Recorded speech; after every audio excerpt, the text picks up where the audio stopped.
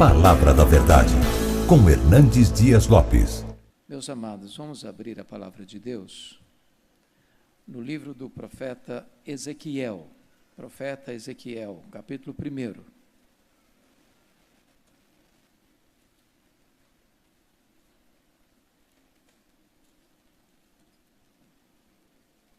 Profeta Ezequiel, capítulo 1.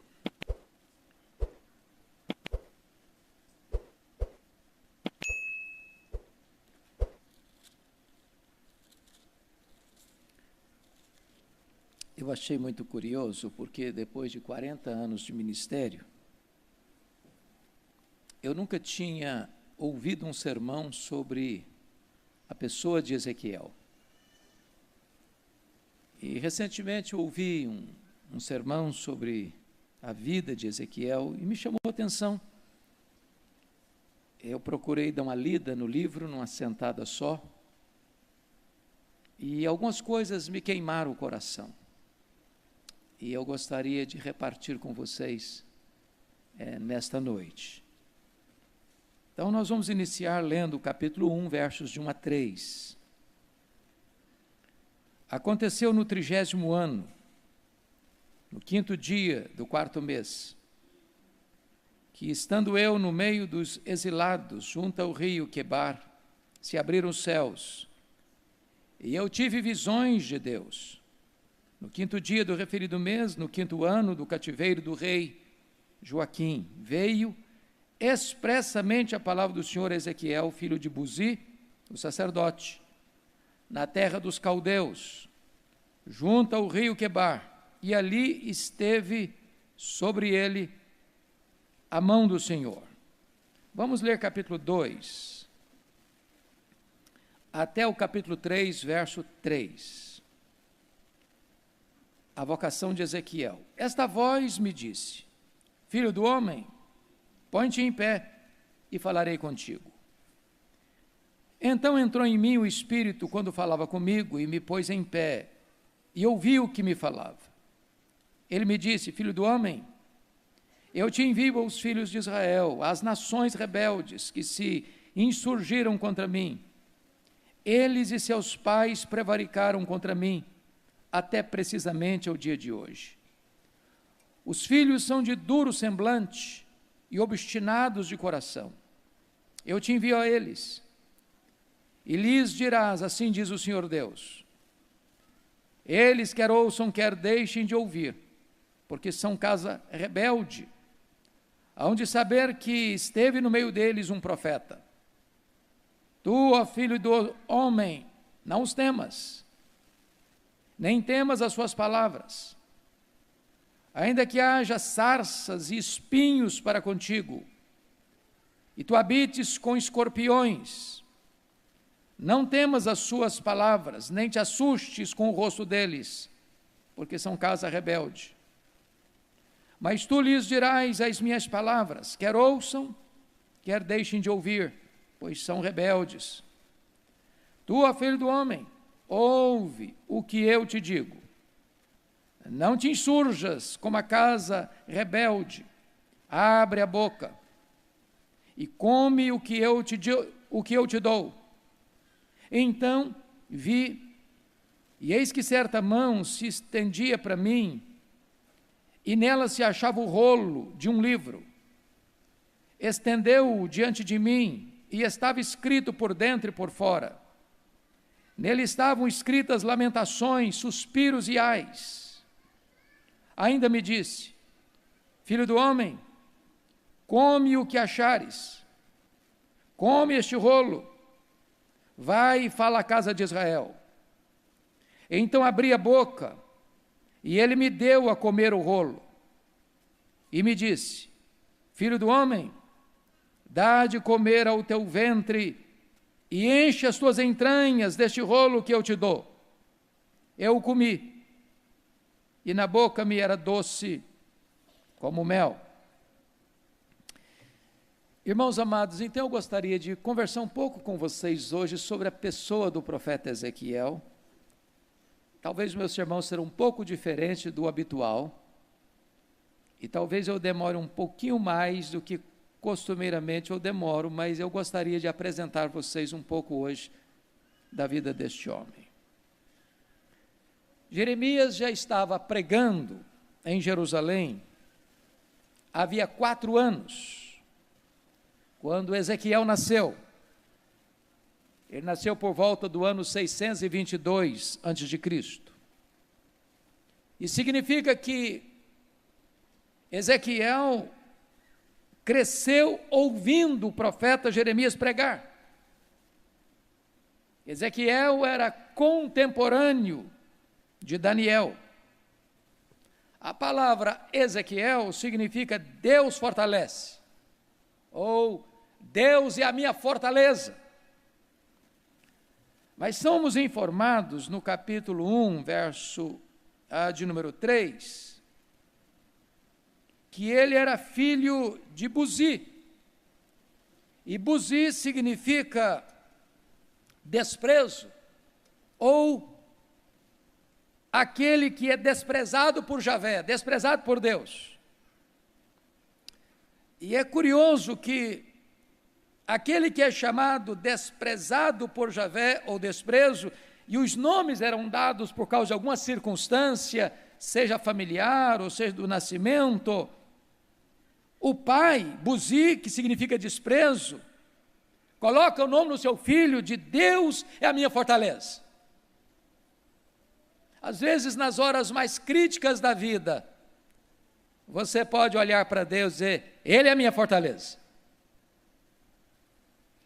Somos informados no versículo 3, vejam vocês comigo, que Ezequiel, filho de Buzi, o sacerdote. Então, somos informados que Ezequiel é filho de um sacerdote. Em outras palavras, ele vem de uma linhagem sacerdotal. E vocês bem sabem, à luz de Números 3, versículo 10, que ninguém era sacerdote porque tinha vontade de ser sacerdote. Ninguém era sacerdote porque num culto, tocado pela palavra de Deus, dizia assim, a partir de hoje eu vou consagrar minha vida para ser um sacerdote. Não existia isso. Era impossível. Para ser sacerdote, tinha que fazer parte da tribo de Levi e tinha que fazer parte da linhagem de Arão. Portanto, o sacerdócio era uma função familiar e hereditária. Não havia voluntários para o sacerdócio. Tinha que ser levita e tinha que ser também da linhagem de Arão. Portanto, esse menino, chamado Ezequiel, nasceu de um pai que era sacerdote, e ele não tinha outra função, outra opção a não ser um sacerdote, era hereditário. Ele nasceu para ser sacerdote. Mas notem vocês, que para ser sacerdote, tinha que ser da família de Levi, da linhagem da tribo de Levi, e tinha que ser da linhagem de Arão. Mas havia também um outro elemento seletivo. Ele tinha que ter o seu corpo perfeito. Peço que você abra sua Bíblia comigo, em Levítico 21, versos 17 a 24, para você entender isso. Portanto, não bastava ser levita, não bastava ser da linhagem de Arão, ele não podia ter defeitos físicos. Então, leia aí comigo, Levítico capítulo 21, versos 17 até o verso 24. Verso 16, disse mais o Senhor a Moisés, falarão dizendo, ninguém dos teus descendentes, nas suas gerações, em quem houver algum defeito, se chegará para oferecer pão ao seu Deus, pão do seu Deus. Pois nenhum homem em quem houver defeito se chegará, como homem cego, ou coxo, ou de rosto mutilado, ou desproporcionado, ou homem que tiver o pé quebrado, ou a mão quebrada, ou corcovado, ou anão, ou que tiver belida no olho, ou sarna, ou impinges, ou que tiver testículo quebrado. Nenhum homem da descendência de Arão, o sacerdote, em quem houver algum defeito, se chegará para oferecer as ofertas queimadas do Senhor.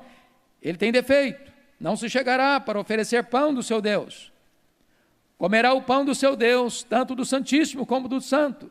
Porém, até o véu não entrará, nem se chegará ao altar, porque tem defeito, para que não profane os meus santuários, porque eu sou o Senhor, que os santifico. Assim falou Moisés a Arão, aos filhos deste e a todos os filhos de Israel. Portanto, não bastava ser apenas levita, não bastava apenas ser da linhagem de Israel, ele não podia ter defeito. Ele era um tipo de Cristo, não podia ter defeito. É por isso que você vai encontrar lá a rebelião de Corá, Datã e Abirão, e eles morrem, porque eles tentam usurpar o sacerdócio. Era sumariamente morto aquele que tentasse usurpar as leis do sacerdócio. Agora notem comigo algumas coisas mais para entendermos. Um sacerdote, ele era consagrado ao sacerdócio apenas aos 25 anos de idade. Números 8, 24. Ele nascia numa família sacerdotal, ele crescia com a vocação de sacerdote, mas ele só era consagrado ao sacerdócio aos 25 anos, conforme Números 8, 24. Mas só começava a exercer a função de sacerdote aos 30 anos, conforme Números 4, 3. Então entenda isso. Ele tinha que ser levita, tinha que ser da linhagem de Arão, não podia ter defeito, só era consagrado aos 25 anos e só começava a exercer o ministério aos 30. Conforme Levíticos 8, 24, na hora da consagração, ele recebia sangue na orelha direita, no polegar da mão direita e no dedão do pé direito. Por quê? Porque o sacerdote era aquele que escutava o povo e falava em nome do povo para Deus. Diferente do profeta que escuta Deus e fala ao povo. Ele tinha que ter um ouvido que filtrasse as coisas. Suas mãos pegavam em coisas sagradas. Seus pés entravam no Santo dos Santos. Então ele tinha que ter a orelha direita, polegar da mão direita e o dedão do pé direito coberto de sangue, no ato da consagração. Agora você pode perguntar, mas por que o sacerdote só era consagrado aos 25 anos e só começava o seu ministério aos 30? Meus irmãos, um sacerdote, ele tinha que ser um doutor na época. Por exemplo, ele tinha que ser um especialista e estudar algumas áreas. Por exemplo, ele tinha que entender profundamente de zootecnia. Ele tinha que entender de animais. Quando alguém trazia um sacrifício para oferecer a Deus, cabia ao sacerdote examinar o sacrifício, para não ter defeito. Porque se alguém oferecesse um sacrifício defeituoso, conforme está lá em Malaquias, a maldição caía sobre o sacerdote. Ele tinha perícia para entender isso. Segundo, o sacerdote tinha que estudar medicina. Vocês sabem que o sacerdote era a autoridade sanitária da época. Havia mais de 30 tipos de lepras, algumas curáveis, outras incuráveis. quem dava o diagnóstico da doença era o sacerdote. Quem dava o alvará de soltura, ou melhor, o atestado de cura para a pessoa voltar a lide, era o sacerdote. Ele tinha que entender de medicina. Terceiro, o sacerdote tinha que entender de leis, a lei de Deus, porque cabia ao sacerdote ensinar o povo a lei de Deus. Ele era um mestre. Se o sacerdote falhasse em ensinar a lei de Deus ao povo, o povo se corromperia. Mais ainda, o sacerdote tinha que estudar as leis civis, ele tinha que ser uma espécie de advogado. Problemas matrimoniais, punições para certos tipos de assassinatos. Era o sacerdote que fazia toda esta análise para dar o seu veredito, para dar orientação de que tipo de pena a pessoa receberia.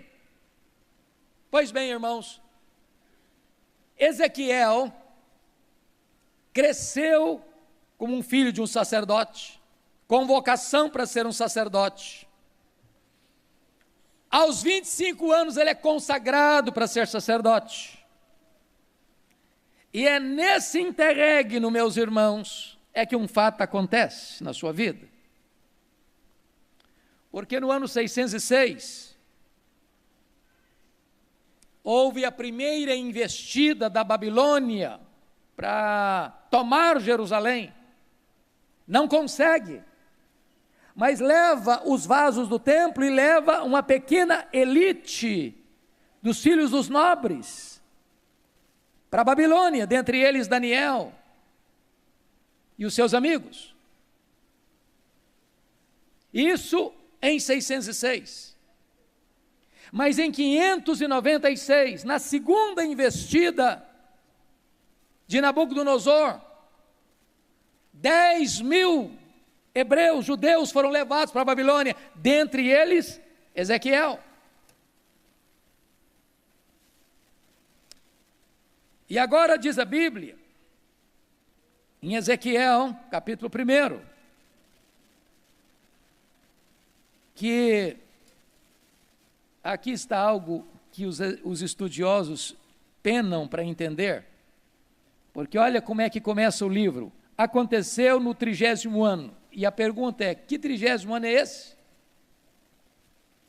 Os estudiosos quebram a cabeça, porque não faz referência nenhuma, que 30º ano é esse? Alguns dizem que foi o 30º ano, desde que a lei foi descoberta lá no templo, no período de Josias, mas não há nenhuma evidência histórica. A maioria dos estudiosos entendem que aconteceu no 30º ano do aniversário de Ezequiel. Ano em que ele, consagrado ao sacerdócio, deveria iniciar o seu ministério prático como sacerdote. Agora ele é levado como cativo. Ele é levado e fica entre os que estão lá, prisioneiros, refugiados, exilados.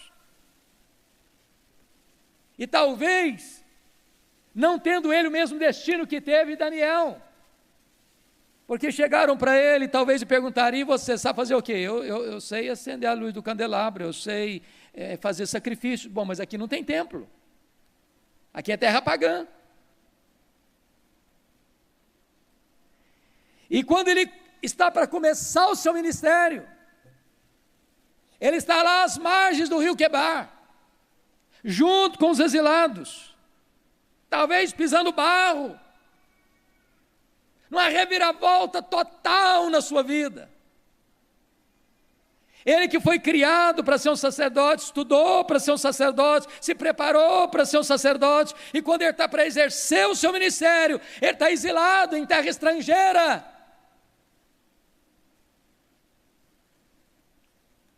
Mas, amados irmãos, isso me impressiona, porque às vezes em 5 anos, entre a sua consagração e o começo do seu ministério, a vida dá uma girada muito alta. a mesa vira, o cronograma altera. De repente, tudo que você planejou na vida vai por terra.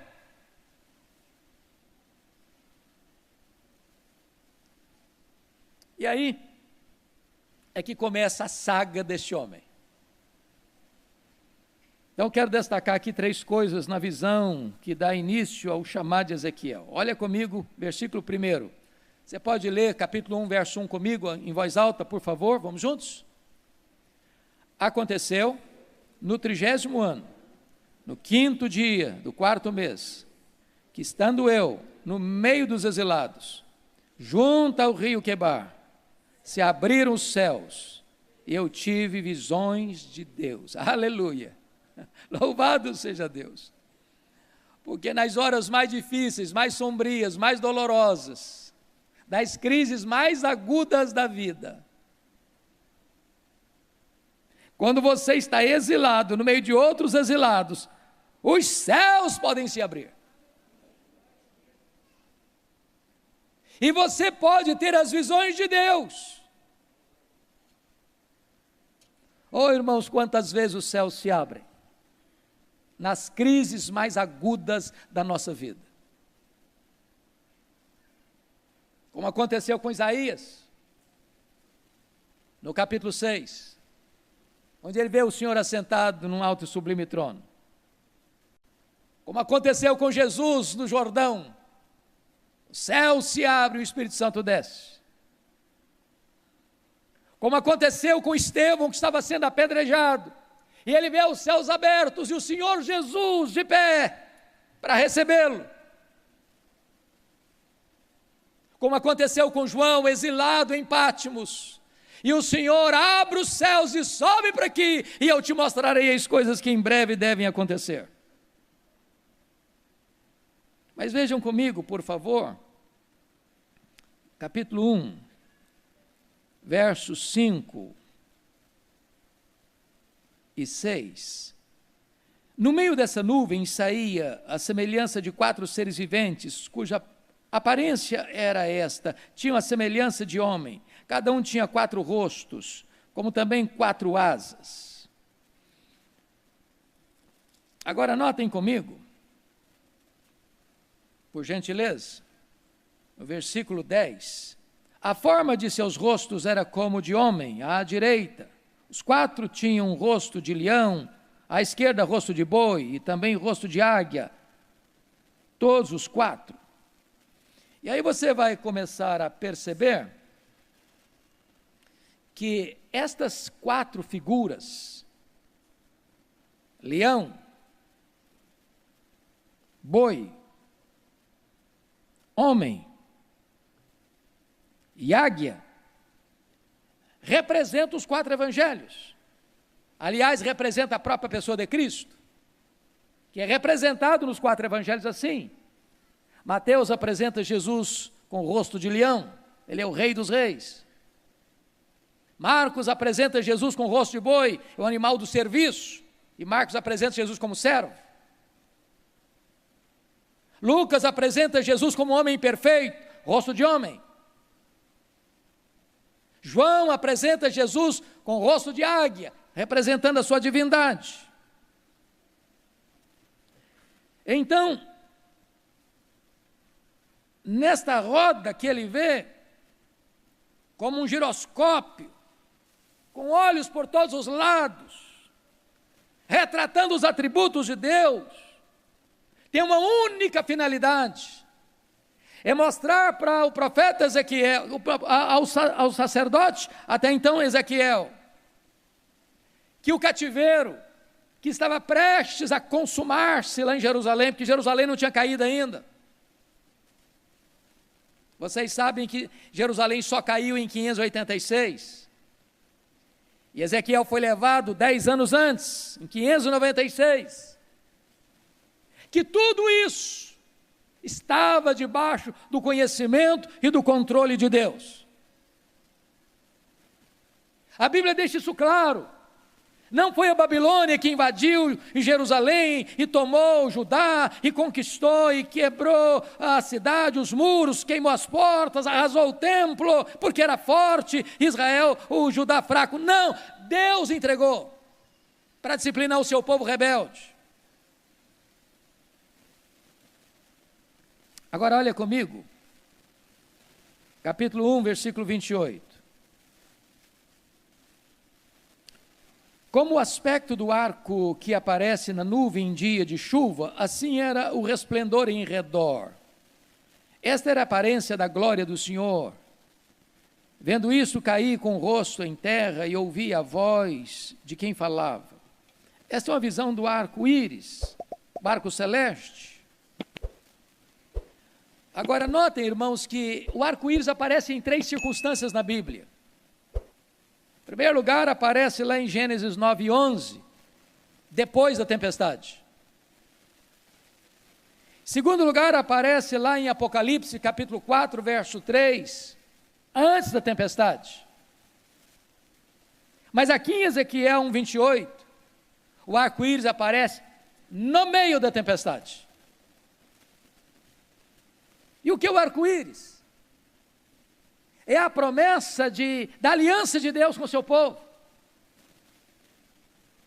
Apesar do juízo, apesar da disciplina, Deus está firmando aliança com o seu povo. Então o arco-íris vem depois da tempestade, o arco-íris vem no meio da tempestade, o arco-íris vem depois da tempestade. Porque Deus está antes da tempestade, Deus está no meio da tempestade, Deus está depois da tempestade. Deus está no controle. Aí chega o capítulo 2, versos 8 a 10, e acontece aqui o chamado dele. Porque notem vocês que ele é sacerdote. Ele nasceu sacerdote, ele cresceu como sacerdote, ele estudou para ser sacerdote, ele foi consagrado como sacerdote, mas na hora de exercer a função, ele está entre os exilados na Babilônia. Não tem templo, não tem sacrifícios, não tem candelabro, não tem mesa da proposição, não tem altar de incenso, não tem santo dos santos. E aí acontece o chamado dele. Notem comigo, por favor, quando Deus dá uma ordem para ele de um livro, que estava escrito, por dentro, por fora, e nesse livro estavam escritas lamentações, suspiros e ais, porque era exatamente a mensagem que haveria de entregar ao povo que estava lá em Jerusalém, ao povo que está aqui na Babilônia, e todas as nações estrangeiras que estavam pecando assodadamente contra Deus. Portanto, esse era o conteúdo do livro, lamentações, suspiros e ais. E Deus diz o seguinte: agora pega esse livro, pega esse rolo e come. Pega e come. Mas o que significa isso, irmãos? Pega o rolo e come. É que um profeta, e agora ele não vai ser mais sacerdote, vai ser profeta. Deus está mudando a vocação dele. Não pode falar ao povo sem primeiro sentir, vivenciar, experimentar a própria mensagem que ele está comunicando.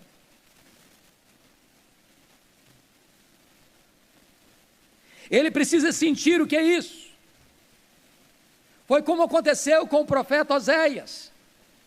Deus falou ao povo muitas vezes, de várias maneiras. O povo não ouvia Deus. Aí Deus levanta o profeta Oséias e diz: Oséias, você vai lá agora e casa com uma mulher de prostituições, e tenha filhos de prostituições, para que o profeta pudesse entender o que está no coração de Deus. O povo era infiel a Deus, Deus era considerado o marido do povo, mas o povo era com a mulher infiel, que se encantava com os muitos amantes e deixando Deus de lado. E Deus está dizendo: Oséias, você não vai só falar a minha mensagem, não, você vai representar a minha mensagem, você vai sentir e representar a minha mensagem. para que quando eu falar para você a dor que eu estou sentindo com o marido traído, você possa saber o que é que está passando no meu coração.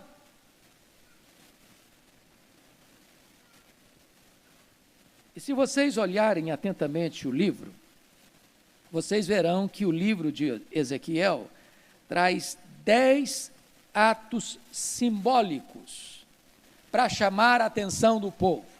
10 atos simbólicos. Eu não tenho aqui tempo para fazer a exposição deles todos, mas vou destacar alguns. Capítulo 4, Deus manda o profeta Ezequiel construir uma maquete num cerco de Jerusalém e deitaram no chão, atado com cordas, e virar para o lado esquerdo e ficar deitado no lado esquerdo 390 dias, depois virar para o lado direito e ficar deitado mais 40 dias, atado com cordas, para que o povo pudesse entender o que seria o cerco de Jerusalém, o que seria a invasão de Jerusalém. O povo não apenas deveria viver, ouvir, mas eles deveriam ver o que seria isso. Se você ler no capítulo 4, Deus diz para Ezequiel o seguinte: Ezequiel, você vai se alimentar de bolo de cereais, mas você vai fazer o bolo de cereais com esterco humano. O profeta reclamou: Deus, mas eu não como coisa contaminada, então eu vou dar uma licença a você, vai cozinhar esse bolo com esterco de animais. Mas por que Deus manda o profeta comer um bolo feito de esterco? Cozinhado, assado com esterco. Porque esse povo que vai ser tomado, vai ser levado cativo, prisioneiro, ele vai levar para a Babilônia, vai comer comida impura, vai comer comida imunda aos olhos deles. E Deus estava querendo representar para esse povo o que ele teria que enfrentar em virtude dos seus pecados e da sua rebelião contra Deus. Se você ler capítulo 5, Deus manda Ezequiel raspar a cabeça e a barba. E para um judeu ortodoxo, rapar o cabelo e a barba é um gesto de desonra e humilhação. Se você ler capítulo 12,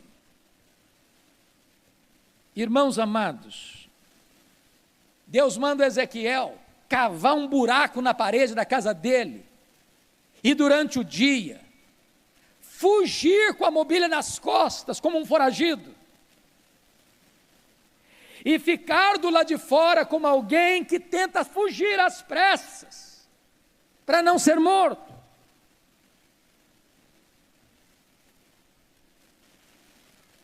Se você ler no capítulo 21, Deus manda o profeta Ezequiel sentar e suspirar e chorar após profetizar sobre Jerusalém, depois de pregar a sua queda, para que o povo pudesse entender a dor que ele iria sentir ao sofrer um cerco, um ataque, uma invasão militar que haveria de destruir a cidade, queimar o templo, arrasar com tudo e levar o povo embora cativo. Mas o pior não foi isso. Eu queria que você abrisse agora a sua Bíblia comigo, no capítulo 24.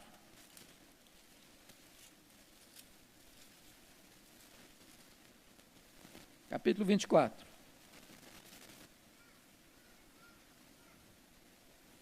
Versos 15 em diante. Você pode ler comigo? Eu peço que você preste muita atenção na leitura desse texto. Toda a igreja comigo, em voz bem pausada, para vocês compreenderem o que está acontecendo aqui. Veio a mim a palavra do Senhor, dizendo: Filho do homem, eis que às súbitas tirarei a delícia dos teus olhos, mas não lamentarás, nem chorarás, nem te correrão as lágrimas. Geme em silêncio, não faças lamentação pelos mortos, prende o teu turbante, mete as tuas sandálias nos pés, não cubras os bigodes, e não comas o pão que te mandam. Falei ao povo pela manhã, e à tarde morreu minha mulher. Na manhã seguinte, fiz segundo me havia sido mandado. Então me disse o povo: não nos farás saber o que significa estas coisas que estáis fazendo? Eu lhes disse: veio a mim a palavra do Senhor dizendo: dize à casa de Israel, assim diz o Senhor Deus: eis que eu profanarei o meu santuário, objeto do vosso mais alto orgulho, delícia dos vossos olhos e anelo de vossa alma. Vossos filhos e vossas filhas que deixastes cairão à espada. Vocês já imaginaram o que Deus está falando com ele? Ezequiel, eu vou tirar a delícia dos teus olhos. A sua mulher vai morrer. Mas não lamente. Prenda o choro. Não chore. Geme em silêncio. Para que esse povo possa entender o que vai acontecer em Jerusalém. Quando Nabucodonosor entrou com seu exército para arrasar a cidade, pisando crianças, matando velhos, rasgando o ventre das grávidas, passando ao fio da espada a mulheres e jovens e crianças e todos. O povo precisava entender a gravidade que seria a invasão de Jerusalém. Por que Deus está falando isso? Vocês se lembram que Deus levantou Jeremias? Jeremias alertou, e o povo não quis escutar Jeremias, prenderam Jeremias. Prenderam Jeremias. E agora Deus está levantando a Ezequiel lá na Babilônia. Jerusalém não caiu ainda, vai cair. E ele está profetizando a queda de Jerusalém. Mas o profeta tem que sentir na pele o que vai acontecer. Eu vou tirar a delícia dos seus olhos, Ezequiel. E geme em silêncio. Geme em silêncio. Porque é isso que vai acontecer lá. E quando o povo perguntou: mas como, Ezequiel? O que significa isso? A sua mulher morre e você não chora, e você está gemendo em silêncio, e você continua pregando. Me fale para nós o que significa isso. E Deus diz: assim diz o Senhor, a delícia dos olhos de vocês, o santuário, o templo, o orgulho de vocês vai ser invadido, vai ser profanado, vai ser destruído.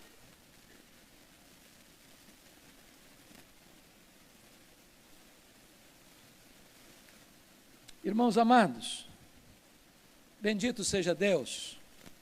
A profecia bíblica, ela embora apresente esses dramas todos, mas a profecia bíblica abre também uma porta da esperança. Se você ler esse livro, do capítulo 1 ao 3 é a chamada de Ezequiel, do capítulo 4 ao capítulo 24 é o juízo sobre Jerusalém, depois do 25 ao 32 é o juízo sobre as nações que oprimiram Jerusalém, mas nos capítulos 33 a 48, você vê a restauração do povo de Deus. Há esperança para nós, irmãos. Há esperança para você. Há esperança para mim. E eu gostaria apenas de destacar 2 textos do sinal dessa esperança. Abra sua Bíblia comigo em Ezequiel 37, por favor. Veja essa cena.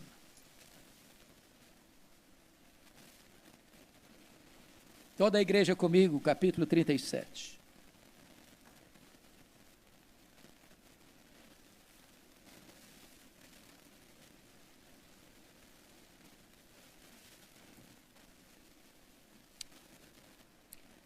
Veio sobre mim a mão do Senhor, e Ele me levou pelo Espírito do Senhor, e me deixou no meio de um vale que estava cheio de ossos. Um sacerdote não podia tocar em ossos. Não podia. Levítico 21:11. E Deus o leva pelo Espírito e o deixou, preste atenção, no meio de um vale que estava cheio de ossos. Agora preste atenção que Deus faz outra coisa no verso 2. E me fez andar ao redor deles. Por que no meio e depois ao redor?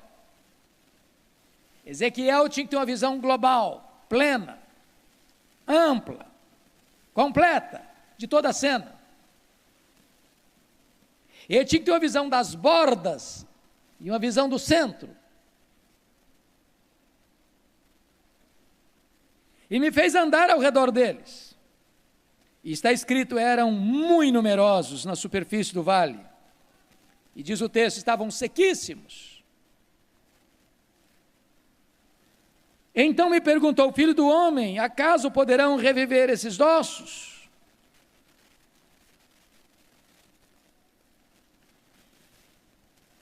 Você pergunta, mas o que significa isso? Que ossos são esses? O verso 11 responde, então me disse, filho do homem, estes ossos são toda a casa de Israel. Eis que diz, os nossos ossos se secaram e pereceu a nossa esperança. Estamos de todo exterminados. O povo estava lá na Babilônia, irmão, 70 anos. Perdeu a esperança. Acabou. Fim de linha para nós. Não tem mais saída, não. E agora, o Espírito do Senhor o leva para o meio do vale, o faz andar ao redor do vale, para que ele tenha a visão de fora, a visão de dentro. E lhe faz uma pergunta, filho do homem, poderão reviver esses ossos? Ainda tem esperança? Ainda tem salvação? Ainda tem avivamento? Ainda tem um tempo novo para esse povo? E o profeta responde, Senhor Deus, tu sabes. Se tu quiseres, este povo, que hoje é um vale de ossos secos, pode se levantar. Há esperança para a igreja, há avivamento para a igreja, há restauração para a igreja.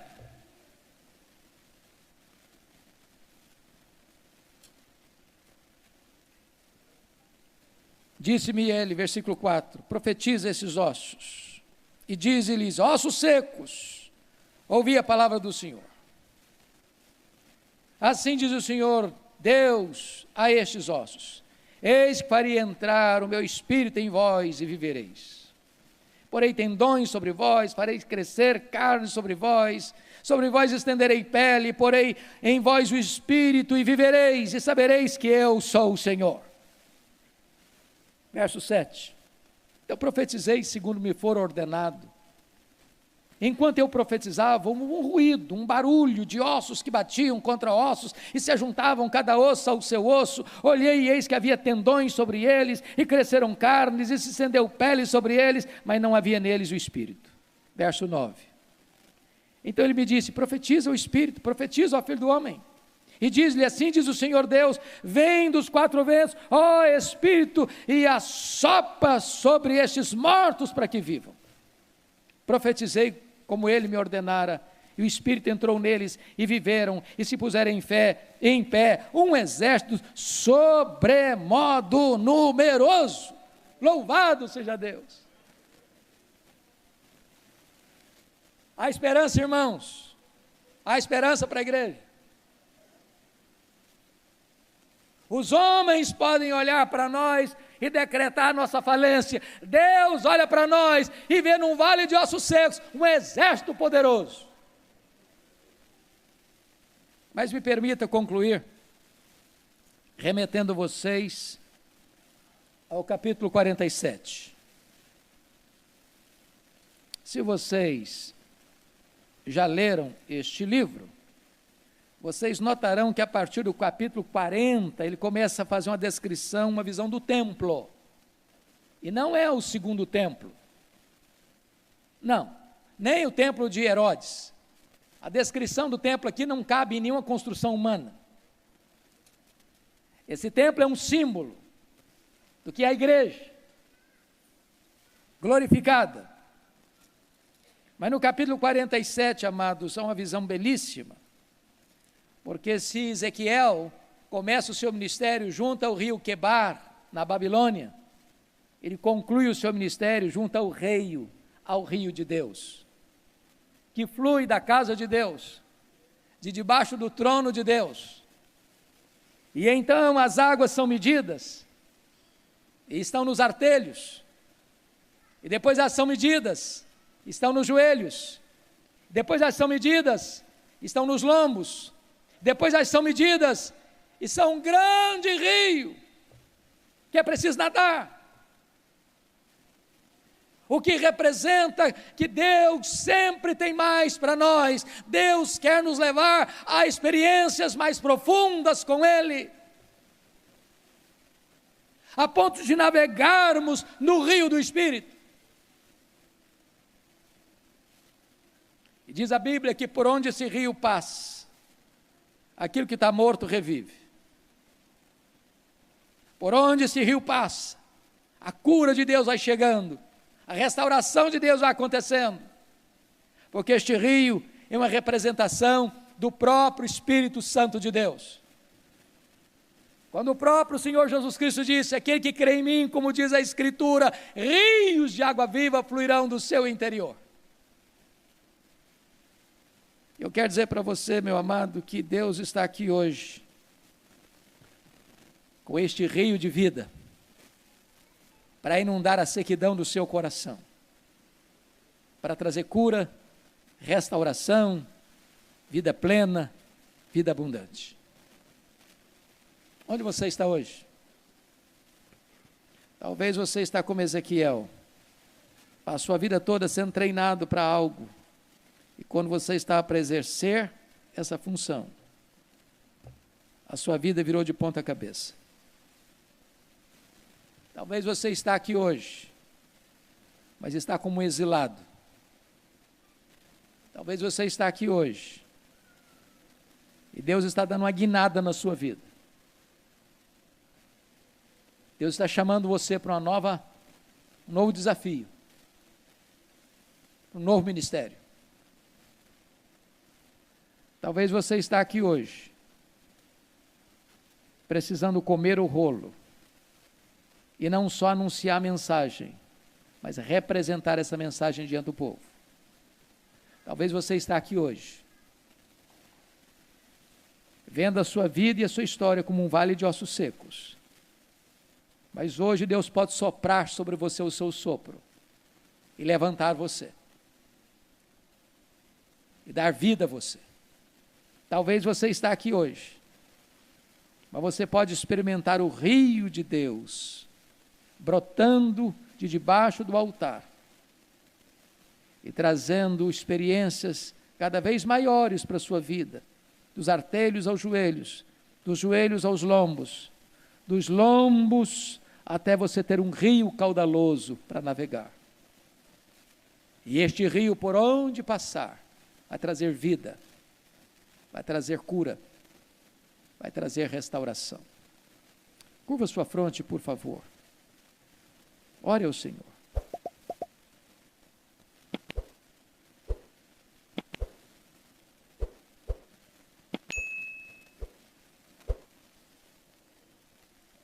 O que é que você precisa hoje da parte de Deus? Você que talvez nasceu numa família cristã, você que aprendeu as coisas de Deus desde a infância, a você que viu tantas coisas difíceis acontecer na sua história, e o Senhor Deus está aqui hoje, poderoso para restaurar a sua sorte, para mudar a sua sorte.